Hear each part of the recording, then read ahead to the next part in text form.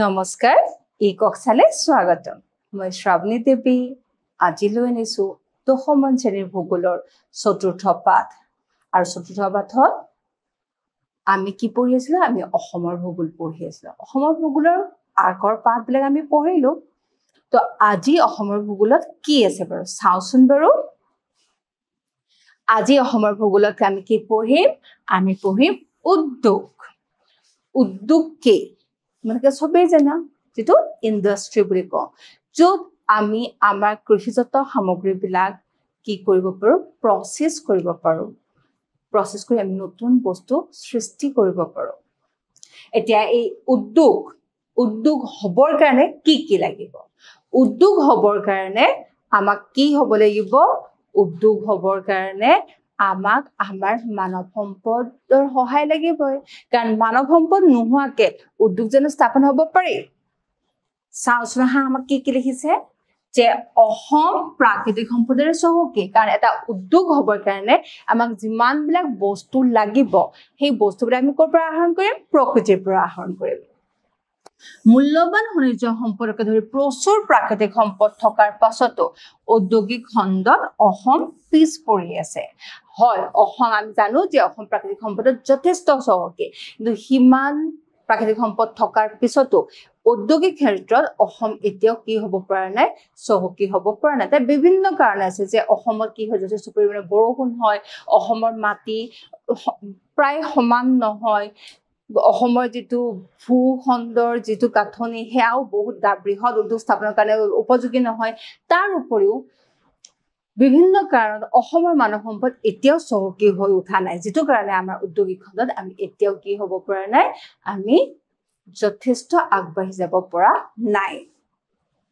সম্পদৰ সঠিক ব্যৱহাৰৰ জৰিয়তে উদ্যোগীকৰণৰ প্ৰক্ৰিয়াটো উন্নত কৰাত অসম এতিয়াও সফল হোৱা নাই যদিও সফল হোৱা নাই আমি সকলো চেষ্টা কৰি আমি সফল কৰিব পাৰো হয় নে নহয় বৰ্তমান ৰাজ্যৰ উদ্যোগিক উন্নয়নৰ বাবে কিছু আঁচনি প্ৰৱৰ্তন কৰা হৈছে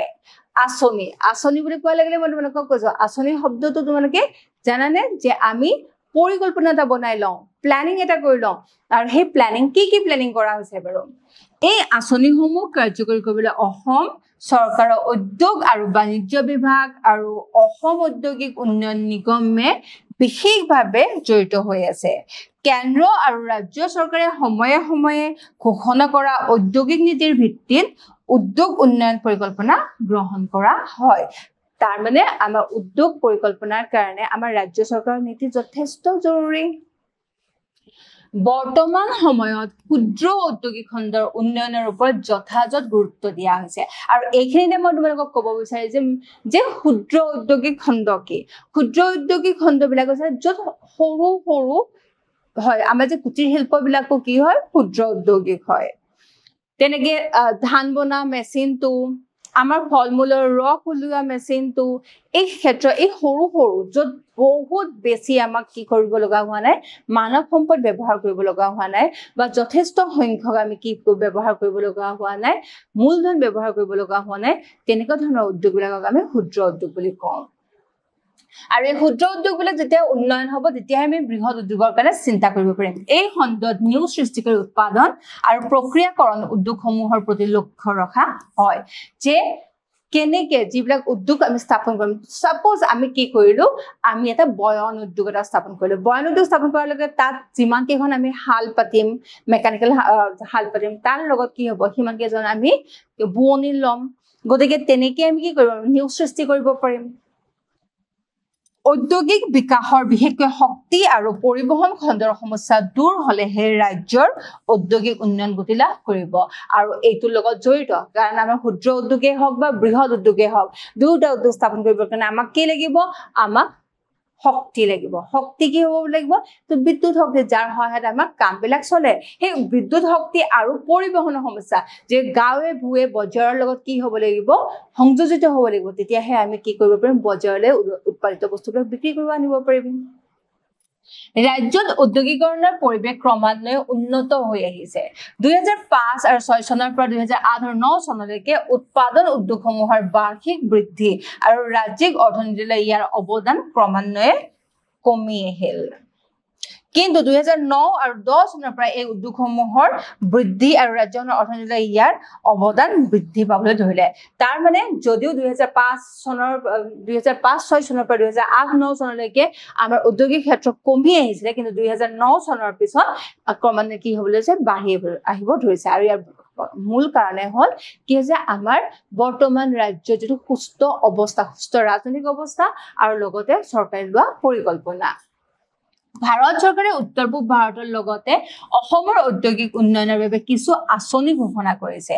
এই সন্দৰ্ভত 2007 চনত ঘোষণা কৰা উত্তৰ পূব ঔদ্যোগিক বিনিয়োগ বৃদ্ধি নীতি উল্লেখযোগ্য আৰু এই 2007 চনত ঘোষণা কৰা উত্তৰ পূব ঔদ্যোগিক বিনিয়োগ নীতিৰ বৃদ্ধিৰ ফলত কি কৰা হৈছে যে অসমত নতুন উদ্যোগ স্থাপন কৰিলে কি কৰা হ'ব টেক্স কৰ কম হ'ব এনেকুৱা ধৰণৰ বিভিন্ন কি কৰিছে উপায় অৱলম্বন কৰিছে যাৰ ফলত সৰ্বভাৰতীয় যিবিলাক ঔদ্যোগিক আছে সেই ঔদ্যোগিকবিলাক যাতে অসমলৈ আহে আৰু তেওঁলোকে কি কৰে উদ্যোগ স্থাপন কৰে এই নীতিৰ প্ৰশংসা হিচাপে অসম চৰকাৰেও 2008 চনত ৰাজ্যিক ঔদ্যোগিক নীতি ঘোষণা কৰি কিছু ঔদ্যোগিক আঁচনি হাতত লৈছে সম্প্ৰতি কেন্দ্ৰীয় আৰু ৰাজ্যিক ঔদ্যোগিক নীতিৰ অধীনত অসমৰ বিভিন্ন জিলাত 64খন বাণিজ্যিক পাম্প আৰু 50খন ঔদ্যোগিক পাম্প স্থাপন কৰা হৈছে চোৱা যে কেন্দ্ৰীয় চৰকাৰ আৰু ৰাজ্যিক চৰকাৰৰ অধীনত কি কৰা হৈছে 64খন বাণিজ্যিক পাম্প আৰু 50খন ঔদ্যোগিক পাম্প স্থাপন কৰা হৈছে এই যে পাম্পবিলাক এই পাম্পবিলাকে কি কৰিছে যথেষ্ট পৰিমাণৰ মানুহক নিয়োগ কৰিছে আৰু লগতে গাঁওবিলাকো উন্নত কৰি তুলিছে দুটা ঔদ্যোগিক বিকাশ কেন্দ্ৰ স্থাপন কৰা হৈছে সেই দুটা হৈছে শোণিতপুৰ জিলাৰ বালিপাৰা আৰু গোৱালপাৰা জিলাৰ মাটিয়া মুঠতে 9টা সংহত আন্তঃগাঁথনি উন্নয়ন কেন্দ্ৰ স্থাপন কৰা হৈছে এই সংহত আন্তঃগাঁথনি কেইটা ক'ত কৰা হৈছে শিলাপথাৰ ধেমাজি পাঠশালা বৰপেটা মালিনী বিল কাছাৰ নলতলি ভুমৰাগুৰি নগাঁও তিতাবৰ যোৰহাট মৰাণ ডিব্ৰুগড় দলগাঁও দৰঙৰ শিৱসাগৰৰ ডিমৌ নলবাৰী তিহু এই কেইটাত কি কৰা হৈছে সংহত আন্তঃগাঁথনি মানে সকলোৱে লগ লাগি যাতে কামখিনি হ'ব পাৰে তেনেকুৱা ধৰণৰ ব্যৱস্থা কৰা হৈছে কিছুমান ঔদ্যোগিক উদ্যান আৰু ঔদ্যোগিক কেন্দ্ৰ হেউতীয়াভাৱে স্থাপন কৰা হৈছে সেই ঔদ্যোগিক উদ্যানবিলাক ক'ত স্থাপন কৰা হৈছে যে সফটৱেৰ প্ৰযুক্তি পাৰ্ক পৰিছে বৰঝাৰ কামৰূপ জিলা জৈৱ প্ৰযুক্তি পাৰ্ক IIT গুৱাহাটী ৰপ্তানি বৃদ্ধি ঔদ্যোগিক পাৰ্ক আমিনগাঁও ঔদ্যোগিক বিকাশ কেন্দ্ৰ মাটিয়া ঔদ্যোগিক বিকাশ কেন্দ্ৰ বালিপাৰা সংহত আন্তঃগাঁথনি উন্নয়ন কেন্দ্ৰ ডিমৌ সংহত আন্তঃগাঁথনি দলগাঁও সংহত আন্তঃগাঁথনি কেন্দ্ৰ নলতলি সংহত আন্তঃগাঁথনি কেন্দ্ৰ মালিনী বিল তোমালোকে চাৰ্টখনত পাই যাবা গোটেইখিনি আৰু এইখিনিয়ে কি কৰিছে আমাৰ নিয়োগ ব্যৱস্থা যথেষ্ট শক্তিশালী কৰি তুলিছে 2008 চনৰ ৰাজ্যিক ঔদ্যোগিক নীতিৰ পৰ্যালোচনাৰ অন্তত অসম চৰকাৰে ৰাজ্যখনৰ ঔদ্যোগিক উন্নয়নৰ বাবে 2014 চনত ঔদ্যোগিক আৰু বিনিয়োগ নীতি অসম ঘোষণা কৰিছে তোমালোকে নীতিটোৰ নাম মনত ৰাখিব নীতিটোৰ নাম কি 2014 চনৰ ঔদ্যোগিক আৰু বিনিয়োগ নীতি অসম ঔদ্যোগিক আৰু বিনিয়োগ নীতি অসম কিমান চনত ঘোষণা কৰিছে 2014 চনত হেউতীয়াভাৱে ঘোষণা কৰা এই ৰাজ্যিক ঔদ্যোগিক নীতিৰ মূল লক্ষ্যসমূহ কি ৰাজ্যখনত পণ্য উৎপাদনকাৰী খণ্ড আৰু সেৱা খণ্ডৰ লগতে বিভিন্ন অৰ্থনৈতিক কাৰ্যকলাপৰ বিকাশ ঘটাই ৰাজ্যৰ মুঠ ঘৰুৱা উৎপাদন বৃদ্ধি কৰা এতিয়া পণ্য মানে কি পণ্য মানে হৈছে যিবিলাক আমি ব্যৱহাৰ কৰিব পাৰো এই ব্যৱহাৰযোগ্য সামগ্ৰী বেছি উৎপাদন বেছি কৰা লগতে সেৱা খণ্ড হল যেনেকৈ ধৰণৰ আমাৰ শিক্ষকৰ কাম সেৱা খণ্ড চিকিৎসা সেৱা খণ্ড তেনেকে তোমালোকে শুনিছানে আৰবান ডেভেলপমেন্ট তেনেকে কি হয় যে আমাৰ কিছুমান ঘৰত কি আছে বৃদ্ধ আছে তেওঁলোকৰ লগত ল'ৰা ছোৱালী নাথাকে তো তেওঁলোকৰ ঘৰ চৰ চাফ চিকুণ কৰাৰ কাৰণে কাৰোবাক সহায় কৰাৰ কাৰণে যে ঘৰুৱা সহায়কাৰী এইবিলাকো কি হয় সেৱা খণ্ডৰ ভিতৰতে পৰে আৰু এইবিলাকে কি কৰে আমাৰ যিবিলাক ল'ৰা ছোৱালীয়ে পঢ়া ধৰা সমাপ্ত কৰা নাই কিন্তু তেওঁলোকে কি কৰিব পাৰে কাম কৰিব পাৰে তেনেকুৱা ধৰণৰ কাম কৰিব পৰাখিনি কি কৰিছে নিয়োজিত কৰিছে ৰাজ্যখনৰ বিশেষভাৱে গ্ৰামাঞ্চলত জনমূৰি আয় আৰু নিয়োগৰ সুবিধা বৃদ্ধি কৰা হয় গ্ৰামাঞ্চলৰ যুৱক যুৱতীখিনিক যেতিয়া কামত নিয়োগ কৰা হৈছে তেওঁলোকক বিভিন্ন ধৰণৰ লোনৰ সুবিধা দিয়া হৈছে বিভিন্ন ধৰণৰ সংগত আঁচনিৰ লগত সংযোজিত কৰা হৈছে তাৰ ফলত কি হৈছে গ্ৰামাঞ্চলৰ জনমূৰি আয় বৃদ্ধি হৈছে লগতে তেওঁলোক নিয়োজিতও হৈছে ৰাজ্যখনৰ অতি ক্ষুদ্ৰ আৰু মধ্যমীয়া উদ্যোগৰ বিকাশৰ বাবে বিনিয়োগ বৃদ্ধি কৰা হৈছে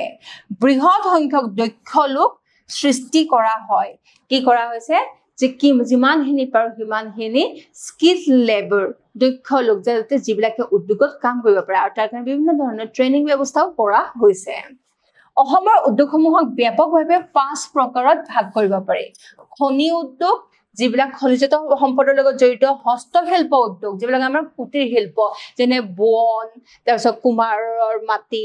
এই এনেকুৱা ধৰণৰ কামবিলাক হ'ল হস্তশিল্প কৃষি ভিত্তিক উদ্যোগ যিবিলাক কৃষিৰ লগত জড়িত উদ্যোগ শক্তি উদ্যোগ য'ৰ পৰা আমি কি কৰোঁ শক্তি উৎপাদন কৰিব পাৰোঁ যেনে বায়'গেছ উৎপাদন কৰিব পাৰোঁ জলবিদ্যুৎ উৎপাদন কৰিব পাৰোঁ সেইবিলাক আছে শক্তি উদ্যোগ আৰু সেৱা খণ্ডৰ উদ্যোগ আৰু সেৱা খণ্ডৰ উদ্যোগটো মই ক'লোৱে যে বিভিন্ন ধৰণৰ সেৱা যিয়ে মানুহক কি কৰিব পাৰে সেৱা দিব পাৰে সেয়া আছে সেৱা খণ্ডৰ উদ্যোগ এই 5 প্ৰকাৰ প্ৰতিটোৰ অধীনত থকা প্ৰধান উদ্যোগসমূহৰ হ'ল যে খনি উদ্যোগৰ ভিতৰত কি আছে খনি উদ্যোগৰ ভিতৰত কি আছে খনি উদ্যোগৰ ভিতৰত আছে তেল আৰু প্ৰাকৃতিক গেছ উদ্যোগ কয়লা উদ্যোগ চুনখেল উদ্যোগ ইত্যাদি হস্তশিল্পৰ ভিতৰত হস্ততাঁত আৰু বস্ত্ৰ উদ্যোগ বাঁহ বেতৰ উদ্যোগ কাঁহ পিতলৰ উদ্যোগ আৰু মৃৎশিল্প মানে মাটিৰ তৈয়াৰী বস্তুবিলাক কৃষিভিত্তিক আৰু আনুষংগিক উদ্যোগবিলাক তো ক'লোৱে যে বন পালন উদ্যোগ চাহ উদ্যোগ ৰেশম উদ্যোগ ৰবৰ উদ্যোগ খাদ্য প্ৰস্তুতকৰণ উদ্যোগ কাগজ উদ্যোগ আৰু আনুষংগিক বিভিন্ন ধৰণৰ মীন পশুপালন এইবিলাকো কি হয় কৃষিভিত্তিক উদ্যোগ হয় শক্তি উদ্যোগৰ ভিতৰত হয় জলশক্তি উদ্যোগ তেল কয়লা গেছ ভিত্তিক শক্তি উদ্যোগ আৰু ইয়াৰ লগত আমি আৰু এটা সংযোজন কৰিব পাৰোঁ এইটো হৈছে জৈৱ গেছ যিটো ধৰা গোবৰ আমাৰ ঘৰত বহুত গোবৰ আছে তো গোবৰৰ পৰা আমি কি কৰিব পাৰোঁ গোবৰ গেছ বনাব পাৰোঁ এইটো এটা বায়'গেছ হয় জৈৱ গেছ হয় আমাৰ ঘৰত বহুত কি হয় জাবৰ জোঁথৰ ওলাই শাক পাচলি জাবৰ ওলাই সেইবিলাকো আমি জমা কৰি তাৰ পৰা আমি কি কৰিব পাৰোঁ শক্তি সৃষ্টি কৰিব পাৰোঁ আৰু সেৱা খণ্ডৰ উদ্যোগবিলাক হৈছে বাণিজ্য যোগাযোগ আৰু পৰিবহণ পৰ্যটন উদ্যোগ হোটেল ব্যৱসায় উদ্যোগ বেংক আৰু বীমা সেৱা আৰু সকলো ধৰণৰ ব্যৱসায় আৰু লোক প্ৰশাসন আদি এই সকলোবিলাক কি হৈছে সেৱা উদ্যোগ কৃষিভিত্তিক উদ্যোগবিলাক এতিয়া কি আমি ফহিয়াই চাওঁ এতিয়া কৃষিভিত্তিক উদ্যোগবিলাক অসমত জলবায়ু আৰু কৃষিৰ বাবে উপযোগী মাটিৰ বাবে বিভিন্ন ধৰণৰ খাদ্য শস্য আৰু অৰ্থকাৰী শস্য উৎপাদন কৰা হয় খাদ্য শস্য যিবিলাক আমি খাবৰ কাৰণে ব্যৱহাৰ কৰোঁ আৰু অৰ্থকাৰী শস্য যিবিলাকক আমি কেছ ক্ৰপ বুলি কওঁ যিবিলাক আমি কি হয় ডাইৰেক্টলি আমি নাখাওঁ বা যিমানখিনি আমি খেতি কৰোঁ সিমানখিনি আমাক খাবৰ কাৰণে নালাগে যেনেদৰে মৰাপাতৰ খেতি হয় অৰ্থকাৰী শস্য ৰবৰৰ খেতি অৰ্থকাৰী শস্য আৰু তাৰপিছত আমি কি কৰিব পাৰোঁ মৰাপাট ৰবৰ কুঁহিয়াৰ খেতিটো আমি কি কৰিব পাৰোঁ বা চাহ গছৰ খেতি এইবিলাক হয় অৰ্থকাৰী শস্য বুজি পাইছা ন তো কৃষিজাত সামগ্ৰী কেঁচা মাল হিচাপে ব্যৱহাৰ কৰি অসমত বিভিন্ন উদ্যোগ স্থাপনৰ অপৰিসীম পৰিসৰ যেনে আমাৰ এতিয়া এইখিনি সময়ত মানে জুন জুলাই মাহত যথেষ্ট পৰিমাণে আনাৰস উৎপাদন হয় এই যে আনাৰসখিনি উৎপাদন হয় আনাৰসখিনি আমি ষ্ট'ৰ কৰি থব পাৰোঁ নে জমা কৰি থব পাৰোঁ নে নোৱাৰোঁ গতিকে আনাৰসখিনি যদি আমি কি কৰোঁ প্ৰচেছ কৰি পেলাই আমি কি কৰিব পাৰিম আমি আনাৰসৰ পৰা জুচ বনাব পাৰিম চৰবত বনাব পাৰিম জেলি বনাব পাৰিম তো এই যে এটা কি হয় এটা প্ৰকৃতিৰ সৃষ্টি হোৱা এটা শস্যৰ পৰা এই আমি কি কৰিব নতুন বস্তু সৃষ্টি কৰিব পাৰিম সেই এনেকুৱা ধৰণৰ উদ্যোগৰ যথেষ্ট কি আছে আমাৰ ইয়াতে সুবিধা আছে বৰ্তমান ৰাজ্যৰ প্ৰধান কৃষিভিত্তিক উদ্যোগ এটা হৈছে বনজ সম্পদ য'ৰ পৰা আমি কাগজ সৃষ্টি কৰোঁ প্লাইউড সৃষ্টি কৰোঁ দিয়া চৰাই কাঠি বনাওঁ সেইবিলাক হৈছে বনজ সম্পদ চাহ উদ্যোগ ৰেচম মানে গম পাইছানে যে পাত সূতা নুনি সূতা এইবিলাক কি আছে ৰেচম উদ্যোগৰ ভিতৰত পৰে ৰবৰ উদ্যোগ ৰবৰৰ গছৰ পৰা যে আঠাটো ওলাই তাৰ পৰা আমি ৰবৰ বনাব পাৰোঁ খাদ্য প্ৰস্তুতকৰণ উদ্যোগ সেইটোতো ক'লোৱে যে খাদ্য প্ৰস্তুতকৰণ উদ্যোগ আৰু কাগজ উদ্যোগ যিটো বনজ সম্পদৰ ভিতৰতে পৰিব যে বাঁহ গছৰ পৰা কি কৰা হয় কাগজ বনোৱা হয় আৰু এইটো এটা ডাঙৰ এটা ইণ্ডাষ্ট্ৰী হয়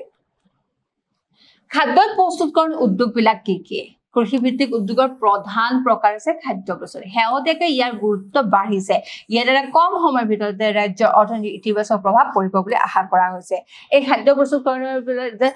কাজি নেমু আমি কি আছে প্যাটাৰ্ন আছে অসমৰ গতিকে অসমৰ কাজি নেমু আমি য'ত ৰপ্তানি কৰিব পাৰো হেতু এটা উদ্যোগ হয় তাৰ পিছত আমি কি কৰিব পাৰো কাজি নেমুৰ পৰা আমি চৰবত বনাব পাৰো তো আচাৰ বনাব পাৰো তো হেয়ে আমাক কি কৰিব মই আনাৰসৰ উদাহৰণটো দিলো তেনেকে আম বেলগছ সেইবিলাকৰ পৰা আমি বিভিন্ন ধৰণৰ খাদ্য প্ৰস্তুত কৰিব পাৰো আৰু সেইবিলাক আমি ৰপ্তানি কৰিব পাৰো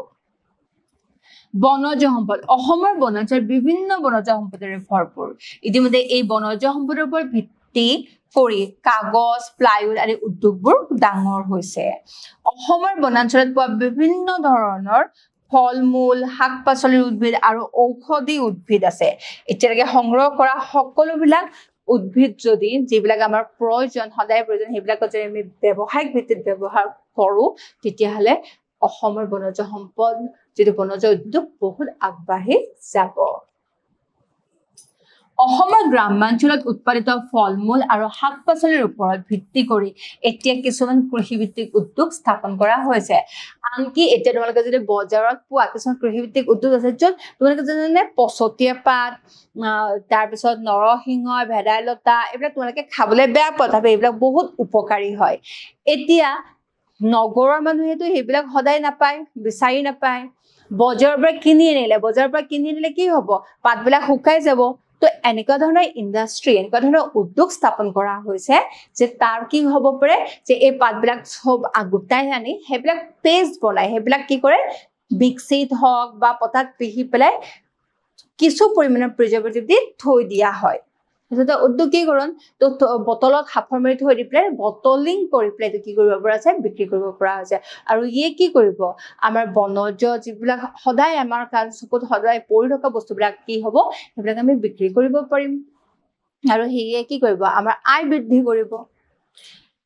ইয়াৰ ভিতৰত ছয়গাঁও আৰু নাথকুছি তিহুত স্থাপন কৰা খাদ্য উদ্যোগসমূহ উল্লেখযোগ্য অসমৰ গ্ৰামাঞ্চলত যদিও যথেষ্ট পৰিমাণৰ উদ্যোগ স্থাপন হৈ যায় তাৰ ভিতৰত কি কৰা আছে ছয়গাঁও আৰু নাথকুছি তিহুৰ নাথকুছিত কি আছে খাদ্য উদ্যানসমূহ উল্লেখযোগ্য ৰেশম উদ্যোগ তোমাক ক'লে পাট সূতা ৰাজ্যৰ অন্যতম প্ৰধান কৃষিভিত্তিক উদ্যোগ পৰম্পৰাগতভাৱে অসমত 3 প্ৰকাৰৰ ৰেশম উৎপাদন কৰা হয় এৰী মুগা আৰু নুনি পাট যদি এই তিনিওবিধ ৰেশমে অসমীয়া সংস্কৃতি আৰু সমাজৰ অন্যান্য স্থান দখল কৰি আহিছে এই ৰেশমৰ পৰা প্ৰস্তুত কৰা এৰী মুগা আৰু পাট কাপোৰ ভাৰততে নহয় বিশ্বৰ সকলো দেশতে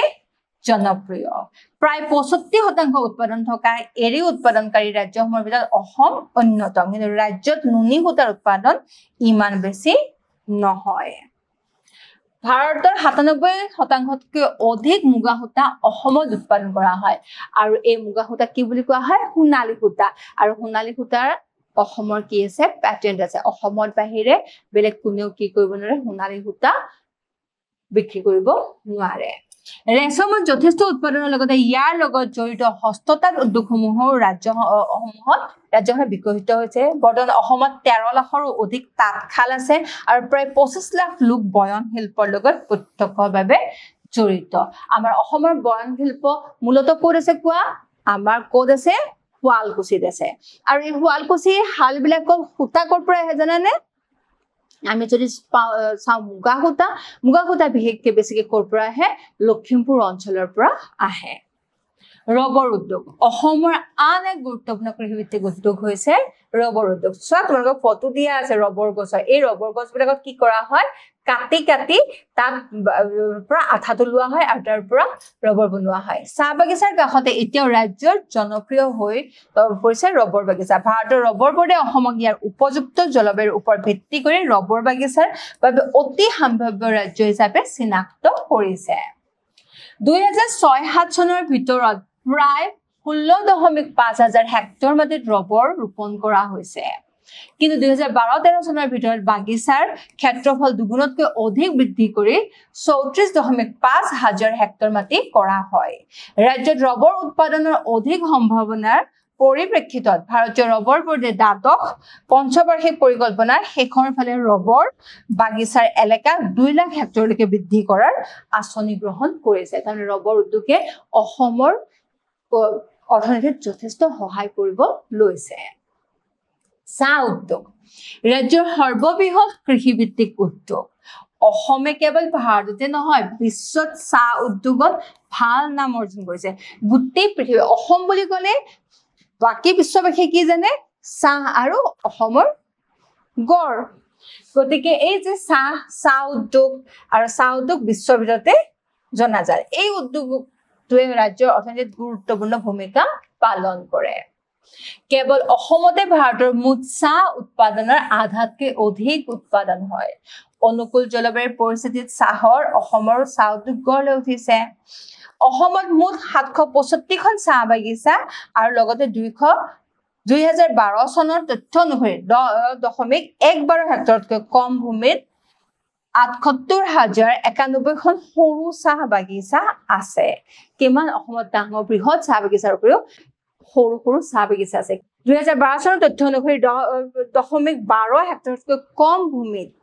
তাৰমানে কিমান 10.12 হেক্টৰতকৈ কম ভূমিত 78,091খন সৰু চাহ বাগিচা আছে। তাৰমানে মানুহবিলাকে কি কৰিছে, নিজৰ ঘৰৰ আগত সৰু আমাৰ যেনেকে ফুলনি বাগিচা থাকে তেওঁলোকে যেনেকে চাহ বাগিচা কৰিছে আৰু তেনেকে তেওঁলোকৰ নিজৰ অৰ্থনীতি আৰু লগতে অসমৰ অৰ্থনীতিলৈকেও সহায় আগবঢ়াইছে। অসমত মুঠ 318,000 হেক্টৰ মাটিত চাহৰ খেতি কৰা হয়। 2009 চনত প্ৰায় 5 লাখ টন চাহ উৎপাদন হৈছিল আৰু 2012 চনত ই 590,000 টনলৈ বৃদ্ধি পাইছিল। মুঠ চাহ উৎপাদন দিয়া আছে চাৰ্টখনত চোৱা। 2001 চনত ভাৰতত কিমান 8,53,923 আৰু তাৰে 4,53,587 টন ক'ত হৈছে? অসমত আছে। মানে 50%। কিমান? মুঠ 51% অসমত উৎপাদন হৈছে। 2005তো 51%। প্ৰায় প্ৰতিটো বছৰতে চোৱা প্ৰায় 50%। খালি 2015 চনত অসমৰ চাহ উৎপাদন অকমান কমি গৈছিলে। তাৰ কাৰণ আছিল যে গছবিলাক কি হৈছিলে, বুঢ়া হৈ পৰিছে। বুঢ়া গছৰ যিটো উৎপাদন হয় সেয়া উৎপাদন কম। আকৌ নতুনকে যেতিয়া গছ ৰোৱা হ'ল তাৰপিছত আকৌ উৎপাদন বাঢ়িবলৈ ললে। বৰ্তমান চাহ উদ্যোগত বৃহৎ সংখ্যক লোকে কৰ্মসংস্থাপন লাভ কৰিছে। অসমৰ চাহ উদ্যোগত দৈনিক গড়ে 6.86 লাখৰো অধিক লোক নিয়োজিত।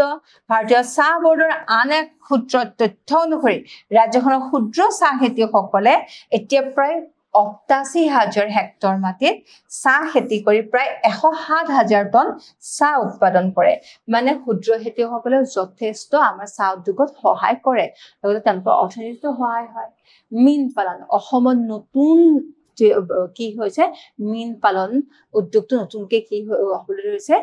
ডেভেলপ হ'বলৈ ধৰিছে। অসমৰ অৰ্থনৈতিক উন্নয়নৰ